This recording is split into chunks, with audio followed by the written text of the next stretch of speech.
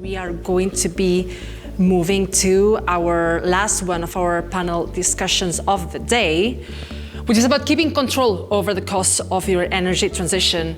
Our industries, our sectors are facing unprecedented challenges posed by the ongoing market developments, but there's something that we cannot also lose sight on, which is our sustainability requirements, the ongoing sustainability and energy transition demands, particularly as business face increasing demands and increasing requirements to comply with.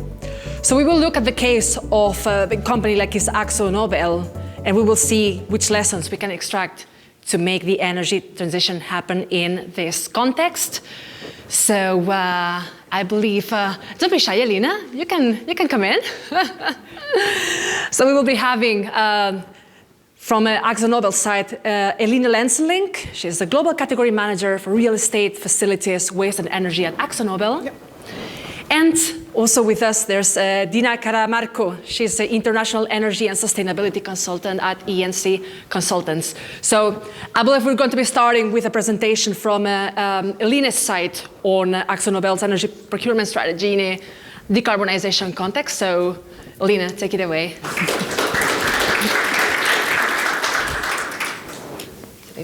Yeah, there it is. Good. Hi, everyone. Eline Lenselink, that's my name. And I work for AkzoNobel. And as AkzoNobel, we have set the standard for more than 200 years. So I'm showing you here on this picture a journey of AkzoNobel to become a focused coatings, paints and coatings company. So the color and the protection. More than 200 years, so I do expect that you recognize, for example, 1792 Sikkens. I hope you all know the brand of Sikkens, or Deluxe in the UK. And that you have used it. Yeah.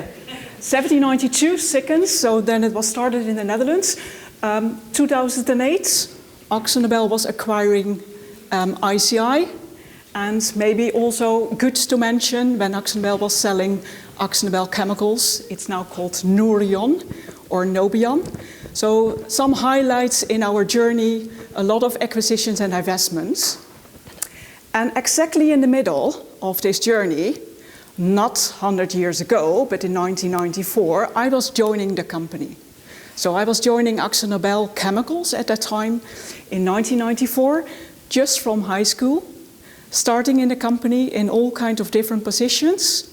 And sorry, gents, I am a global category manager for real estate, facilities, waste, and energy today. I joined procurement slightly more than 3 years ago. Have been again in several positions in the company, but not in procurement before. And indeed, I started to work with real estate and facilities, and then waste was added after half a year. And then slightly more than 2 years ago, they asked me also to take care of energy. And I must admit, I'm the busiest today with energy. So that's me. Let's go to the next slide, because I also would like to share with you. Yeah, we have it. Yeah, there it is. A little bit more about our approach to sustainability. And Max, you were also showing 3 pillars for sustainability. Our approach is focusing on people, planet and paint. And sustainability for AkzoNobel is one of the 3 core values: sustainability, safety and integrity. And we are going to talk today more about the planet one. And for AkzoNobel, we really believe that going towards a sustainable future is really happening by taking action each and every day. So that is our goal. So again, let me tell you a little bit more about the planet ambitions. You see them in the middle, and of course, feel free also to look into the other ambitions. But again, we will talk about planets today. And one of our ambitions is towards not only a zero waste future, but also have, like Max Morelli as well, going towards that less carbon emissions by 2030, 50%. That's our sustainability target. That's our ambition. And today, talking about January 2020, we are already at 100% renewable electricity in Europe. We are aiming for 100% renewable electricity in Americas, North and South, next year, January 23. And also a lot of focus is on energy reduction. I'm going to pause now. I have 2 more slides later that I would like to show to you, but I will give the floor to you first. How, in terms of the current context that we're facing at the moment, how this is affecting AkzoNobel's own objectives. Do you see that the ongoing context of volatility in energy prices is affecting? Yeah, I can tell you a lot about that. Mm-hmm. What I see myself today, what is happening, of course, the sustainability targets are there. So it was also Jens showing us how to work together with sustainability and legal and production colleagues. So what we see today, given by what is happening in the market, is that we are also switching a little bit less focusing on being renewable, installing solar panels, etc., but really focusing more and more on the energy efficiency. So our focus, number 1 today, tomorrow, is really to be more energy efficient, to be more gas neutral later on, and also focusing on smaller projects, not installing big solar farms, not today, but focusing on replacing boilers. Simple things that we want to do soon, this year, beginning of next year, to be less dependent on gas, but also be more energy efficient. So our focus really is now today on the number 1, efficiency. So it was also Gerard, and I still want to know from you what should maybe be the right order. But in our case, electrifying is important. Decarbonization is important, going for renewable. But the focus today, tomorrow, is really on the efficiency one. What's the driving force behind these decisions? Is it more the contribution to renewables, budget stability? What do you see? What's really in it for? It's all. So it is given by the board, top down, given by the sustainability department, those targets. I just mentioned a few that are also in the middle of this sheet. But again, it's also something that is coming from the sites themselves. We do have many sites across the world, and they are also coming with ideas and bottom-up push for getting more renewable, because they want to use it also in marketing strategies, etc. So it is, the driving force is not only the top-down board decisions, but also coming up from the colleagues at the floor. Excellent. Yeah. So let's move on? Yeah. Yeah, I just want to show you this picture once more, also to give you the understanding on how important sustainability is for AkzoNobel. We really would like to be the leader in the world, the pioneer, to discover what can we do each and every day to become a sustainable business. Good, thanks. Super. Thank you very much, Eline, for this first introduction. I think it would be interesting also to hear from Diana's side. What do you think are the lessons that we can learn from AkzoNobel's case, and how, for instance, other clients from E&C can somehow relate to this decarbonization objectives? How are you guiding them through this journey? It's Dina, by the way, but I will still give the answer. Apologies.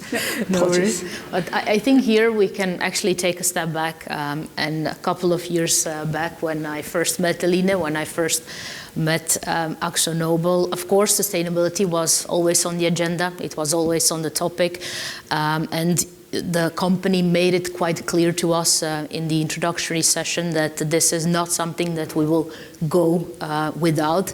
It should be an integral part of our energy procurement strategy, of our approach, and also of every decision that we make. Just like Jens was mentioning before this session, it is not something that we should separate, and also this is something that AkzoNobel made it quite clear to us.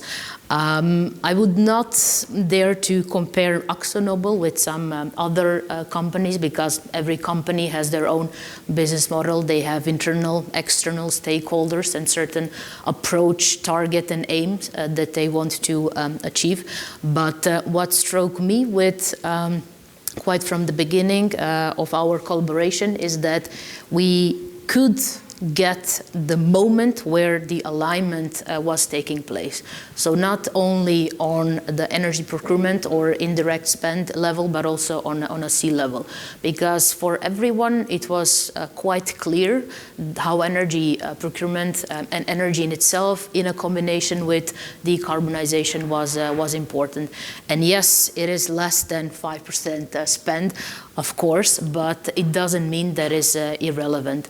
And in the first discussions that we had after the introduction session, it was immediately about the strategy. So not a single decision was made before the strategy was put in place. And of course, there were some urgent tenders that needed to be done, but the strategy discussion really opened eyes, both for us, but also to AkzoNobel, as in, okay, how are we going to approach this? What is the link that we make between the decarbonization, sustainability projects that were already ongoing, and also how are we going to deploy that in reality? The buy-in, from whom does it really need to come? And one of the things that made it such a success so far is the centralization that was already in place within AkzoNobel. So Max was saying it as well. Yeah, sometimes you only have 5 minutes to react. You need to be quick. You need to be very proactive. And this is something that we have in place with Eline as our main point of contact. It's very easy and also very time efficient to, when the time comes, to be both proactive but also reactive on the market. And one of the questions that she was always asking in the start of the collaboration, does it fit within the strategy boundaries? So the strategy was the key thing. It was really the backbone of every decision, or every decision that was made, but also every decision that was postponed or made later, especially when it comes to fixing and non-fixing. Yeah. So here in this company, you can really see how important energy procurement role is, next to waste and everything else that you do. But even more now with all the changes and turbulent events that are taking place on the market. Yeah. Could I add something? Indeed, yes. Yes? Please. Yeah. Because I think it's good to also show you the last slide. Because Dina is right. We, by selling AkzoNobel chemicals in 2018, we also came to the conclusion as the paints and coatings company that for us, the energy buying should be different in comparison with the chemicals industry. And our colleagues, and again, I was with chemicals for more than 16 years, our colleagues had their own energy business unit. They had their own energy buyers. They were sold, so we were lacking the in-house knowledge, and we should really apply a different strategy. So that was the reason also indeed at the end of 2019 to ask E&C to help us to set that strategy. So indeed, we were starting with the strategy, budget risk. That is our strategy. And we were, together with E&C, with Dina, with Jens, we were indeed looking into also how to centralize. Because also our company was used to do it themselves at production, manufacturing level. And we are not there yet. We are still onboarding new countries. But at least we started together at the end of 2019 with 9, 10 different big countries like the Netherlands, Germany, France, but also the USA. And today, and the aim is to finalize it by the end of this year, I hope that I also have the Middle East and African countries in the central scope, really to focus on that data management. So that has been indeed a collaboration, but we are not there. We are not at the full central level yet, but at least all the deregulated markets are in my central scope.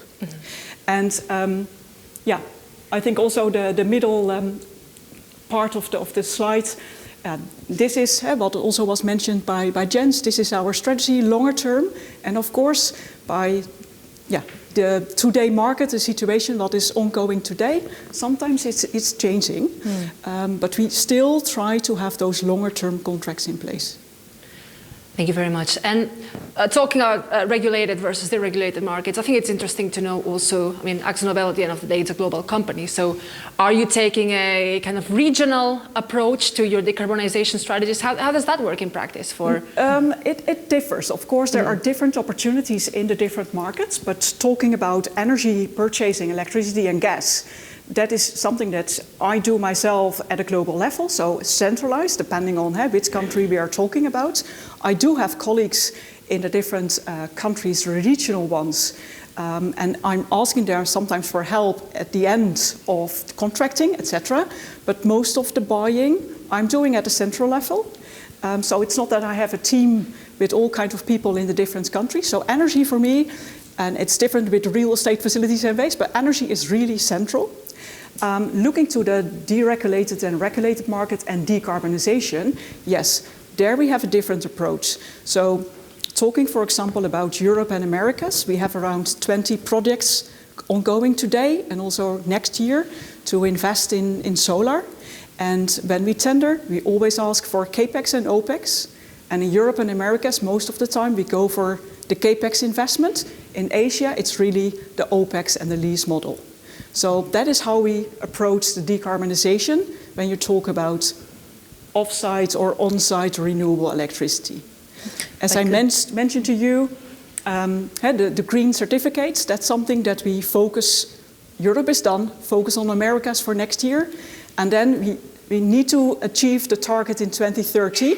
So it could be that we will wait by fully going to renewable electricity in Asia closer to 2030. There was a reason to accelerate the greening in Europe and Americas, but I expect that we will wait closer to 2030 also to fully green the Asia production sites. Tina, if I could just jump in on the difference between regulated and deregulated. Of course, there are differences on what can you do, how mature the market is, especially when it comes to decarbonization. But we also see differences when it comes to energy procurement approach. Yeah. And we knew from the start that from the initial 9 countries, which were all deregulated, that at some point we will expand the horizon, if everything goes well, and it did, to also deregulated countries. And then we, the most important thing was to manage the expectations. So that all the internal stakeholders know, okay, the hedging that we're doing in Germany, in Belgium, in the Netherlands, France, that doesn't apply, for example, for Chile, for Colombia, or for Mexico. And also from the non-commodity point of view, in the strategy of AkzoNobel, there are ways how to approach the regulated markets or those markets that are in a certain transition phase. And of course, it's limited number of options that you have in your toolbox. But for example, tariff optimization, this is something that we are checking for each country that is getting onboarded. And by coincidence, it's a regulated one. And also any other optimizations that can be done perhaps on the capacity point of view as well. But when it comes to changing countries, this is also something that is very interesting. Singapore, for example, that deregulated a couple of months back. This is something that both procurement but also sustainability department share with each other, because a certain change that is that important has an impact on both teams. So the communication there is really the key between different stakeholders. Yeah. Speaking of which, to which extent has it really been an eye-opener for AkzoNobel stakeholders to get a view, to really be a part of this global decarbonization curve? Yeah. So, what we did together was, of course, focusing first on the purchasing part of electricity and gas for those markets in the deregulated status. But indeed, the next step was based on data from 2019, look into the decarbonization opportunities. Of course, we also have an update for 2020 and 2021, but it was quite an eye-opener for us to at least to have that visualization. Where are we and what are the opportunities in on-site and off-site PPAs? But also it was the trigger to say, let's accelerate the renewable electricity opportunity for Europe. And let's move all manufacturing sites, and also those are owned, but also our headquarters in Amsterdam is an office, it's leased. So where possible, we also try to include our leased buildings into the contracts and also the renewable electricity opportunity. So we said, why should we wait till 2025? Because that was the first aim, to have Europe in 2025 at the renewable. So by doing the decarbonization strategy and having the insights, we said, together with sustainability, let's accelerate Europe and also let's go America. Let's go for 2023 to bring it into the green renewable electricity. That was the important part with the whole decarbonization exercise that we did for AkzoNobel on a global level, not only to get the overview of what is happening here, what is happening there, what are the opportunities, but also to map them, because not each site is equally interesting as other one for each of the technologies that can be applied.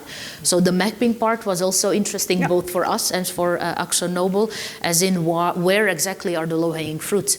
And this, for a part at least, has pushed you perhaps to go and take those projects first over maybe some other projects. And one additional aspect, which we saw on the previous slide, is also the carbon impact. So it's not only about making investments, wise investments from the financial point of view, and making the link between type of contract that you go for with your energy procurement, but it's also about the carbon impact, because it's usually dual or triple impact that you have when engaging in these decarbonization aspects.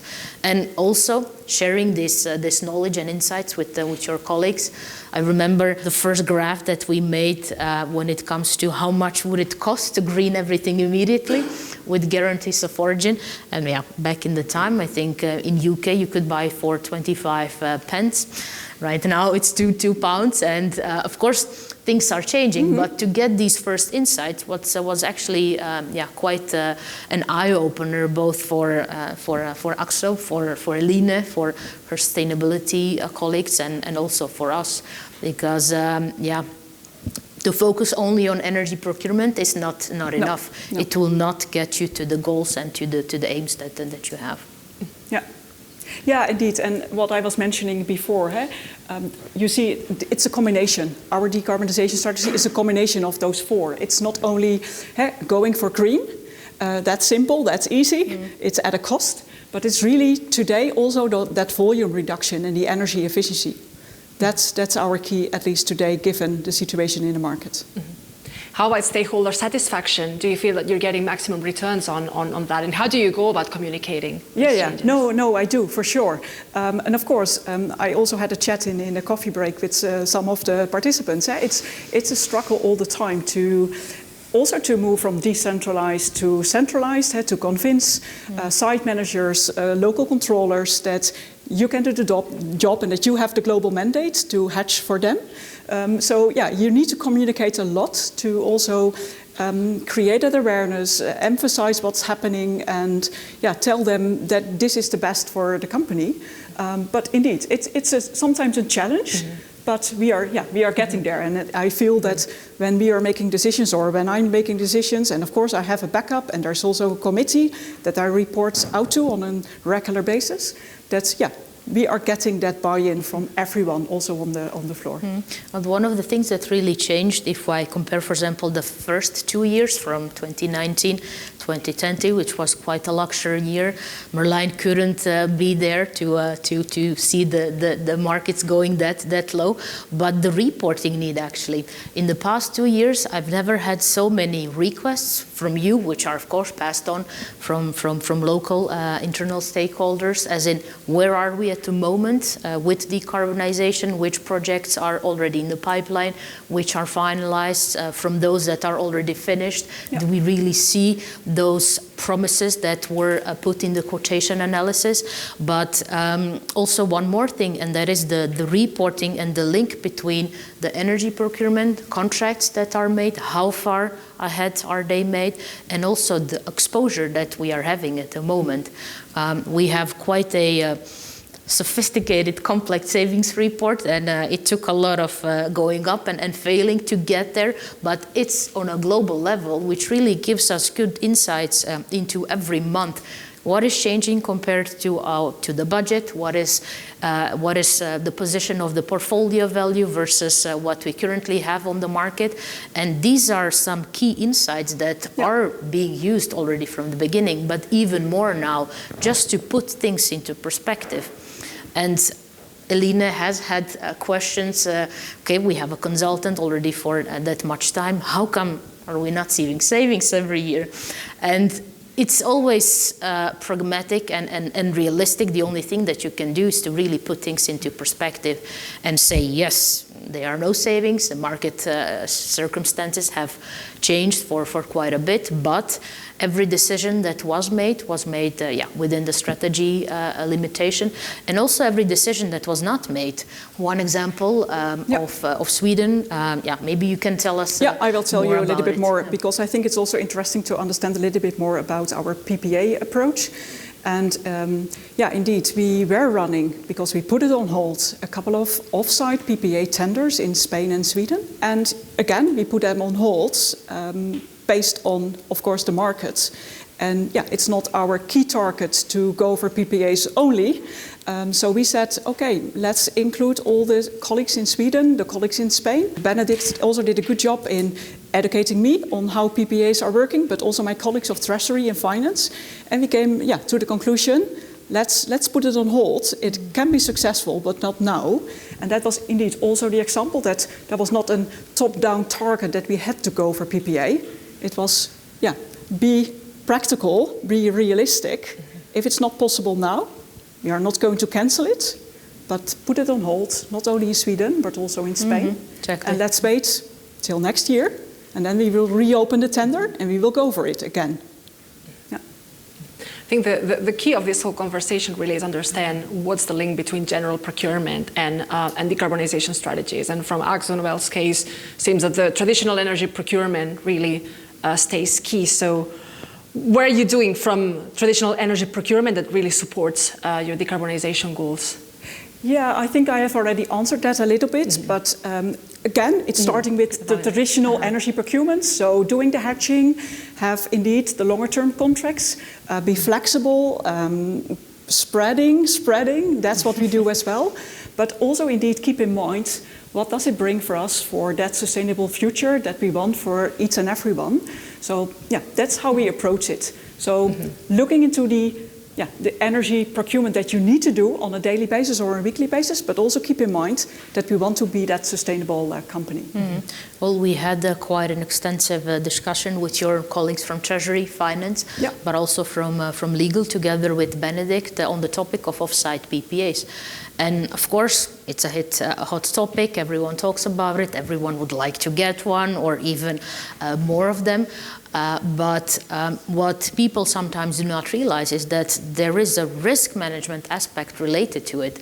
And we have then identified 3 key risks, as in, if you're going for an off-site PPA for 10, 15, 20 years, it's a long-term commitment.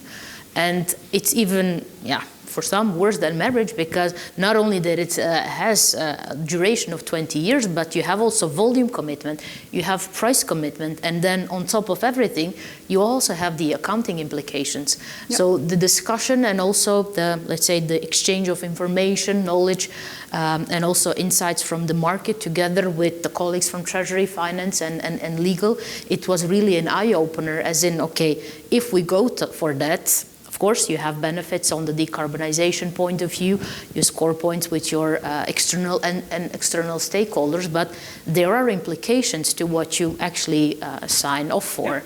And these implications are also for the energy procurement part. And Eline has done a really good job there, because sometimes it's not easy to explain, just like Jens was mentioning. How does that change your contract? How does that change the hedging approach? What are you left with when it comes to your profile, when it comes to the rest of the energy that you still need to buy from the market? And that link, I'm quite glad that we have it here, that we're not sticking our heads in the sand and really going for it because it's written somewhere.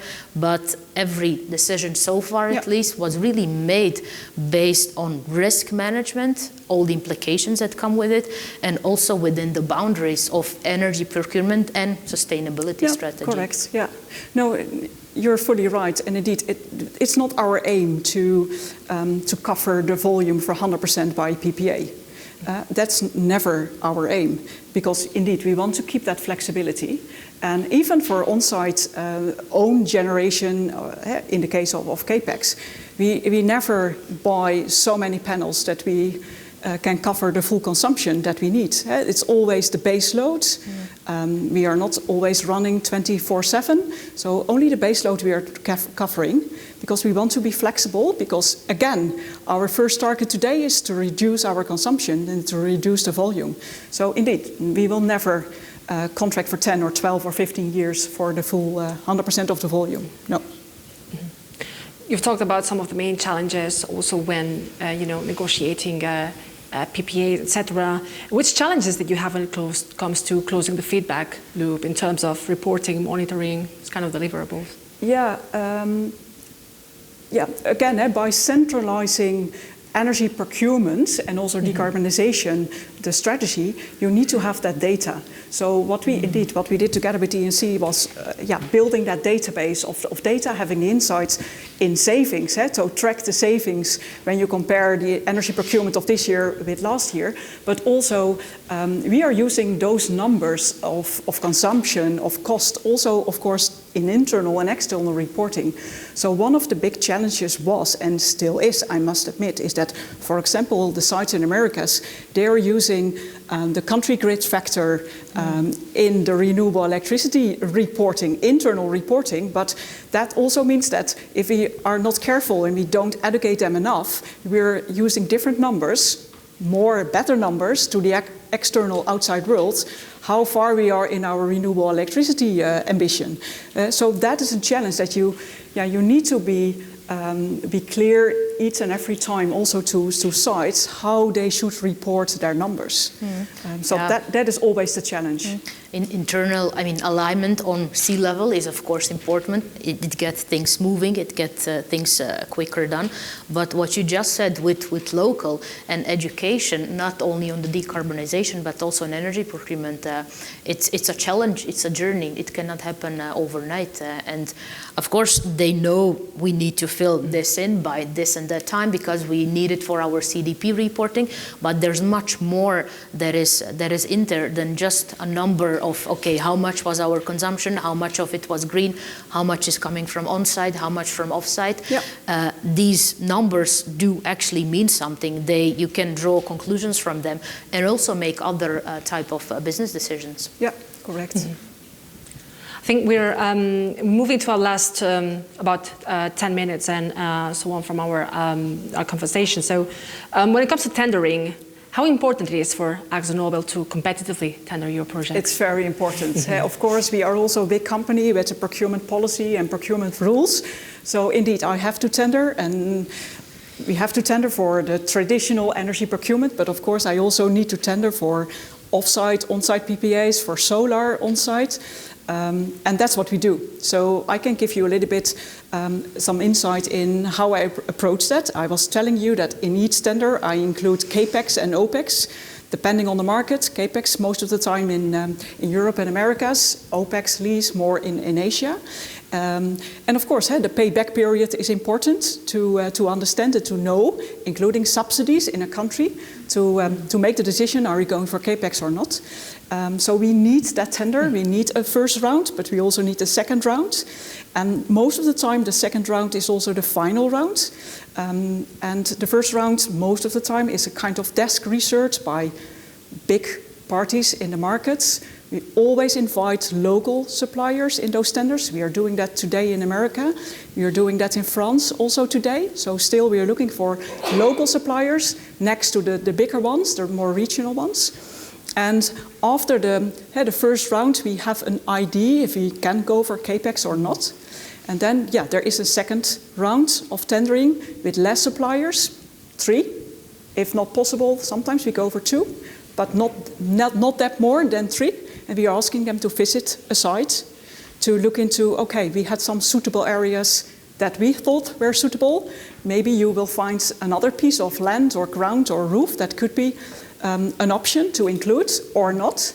So always after the visit, the project is changing, the numbers are different because there are less or more suitable areas at our site, our premises. And then, we make the decision, what are we going to do? But also indeed, the subsidy, like in the Netherlands, SDE++, it's important to get that most of the time, also to be within the CAPEX rules that we have in the company. Mm-hmm. I think then that brings me also to my next question, which is if you could elaborate more on which parameters do you keep in mind in your decision-making processes. Is it purely a highest return question, or are there also other variables? Of course, remember our targets. We want to reduce our carbon emissions. So that is the key element also in those type of discussions and decisions. But yeah, savings are also, of course, important. Why not? I think that is there for all of us. And Dina already mentioned the tracker. Yes, indeed, I'm tracking my savings year on year on a monthly basis. But yeah, CO2 reduction, that is, of course, key. I have to say that. Right. So let's perhaps, as a way to kind of wrap up the current context. Between the different departments of AkzoNobel, how are you communicating these different risks and these opportunities ahead? Do you feel that energy transition related risks are well communicated across sectors? Yeah, I do, and I hope you recognize that. But by centralizing your energy procurement, of course, you need to communicate a lot. And in my case, and Anja, I'm also looking to you because you were my previous colleague at AkzoNobel, but we were communicating in Europe at least in a different way to different countries.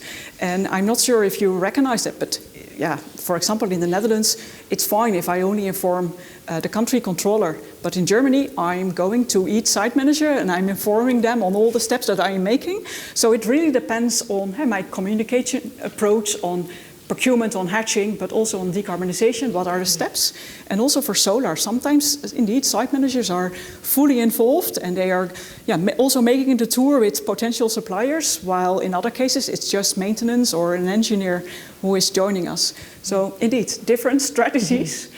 By a little bit knowing the different cultures, of course. Yeah, but it also depends on what is happening on the market at the moment, and also this geopolitical new situation that we have, the type of request that you got, for example, since the invasion on Ukraine, and also the Gazprom potential problems. This is not something that we have seen, for example, last year, and also the interaction between different stakeholders that want to see, okay, what could be the impact for us? What are the potential risks that we should be aware about, and also what are the alternatives that we can invest in, like support mechanisms when it comes to uninterrupted supply chain. So you can start, you can continue operating, because your main goal is not to earn money on hedging and on energy, gas, electricity, or going for solar panels or not. The main goal is to keep on producing and keep on doing what you do. And also the decisions that are being made in this new context, is also something that we had to learn, and we had to educate ourselves as well. But what was managed quite well is this do not panic mode that was immediately, instantly, let's say, promoted quite actively from the beginning and even now. Yeah, no, it's true, and you need to respond fast. Indeed, I'm getting, again, on a daily basis, emails from country directors, site managers, etc. And they're asking, what should I do? I'm reading this in the news. And indeed, you need to respond immediately, because otherwise they are going into that panic mode. That's also where it's so good to have the support of consulting firms that can advise you on what is the way to go, indeed, right? No, it's true. E&C is, and Dina and her team, they are executing, and I'm indeed the one who is approving. But you also need to trust on their recommendations, and learning more and more on the energy topic. That is helping a lot by not having the energy expertise in-house. Then, Dina, last but not least, how do you think we can better manage risks of a diversified supply situation? Well, from the procurement point of view, it was already mentioned today, spreading even more. But I think also what a lesson learned is something that we've acknowledged earlier this year, suppliers as well. It could be that you are fully hedged. It could be that you have a very flexible contract in place. But what if they knock at your door one day and say, well, wait a second, we will change this, this, and that. So there as well, being pragmatic and going for a not only well-known supplier, but a supplier that has already diversified their trading activities, their wholesale retailer positions on the market. This is also something that for sure we will take even more into account, and also closing this feedback loop with the legal team, because checking all the clauses, all the tiny letters that you might have in your general terms conditions are even more important now, with all the, let's say, profit making that we sometimes see from some suppliers. And I would say, just by making wise decisions, which are within the framework of energy procurement strategy, because strategy is there for a reason. And as Jens mentioned earlier today, it works in any kind of markets. Of course, it's unprecedented what we're having right now, but at a certain point, things might change. And then, of course, you need to be there. You need to be on time. Also with the type of contracts that you have, with fixing, unfixing clauses there. So really being proactive and anticipating. I would say that the combination of these couple of elements is the only thing that wise thing and prudent that you can do right now. So it's a lot about anticipating, spreading risks, diversifying, not panicking. No. And right? also a distinction. I try to do. Yeah, anticipating but not forecasting. I see. Excellent. Yeah. So I believe we are 5 minutes slightly above schedule. I would have opened the question round right now, but I think we can already move to our next slot, which is a discussion and question round with all the speakers then. So Dina, Eline, thank you very much for your presentation and words of wisdom.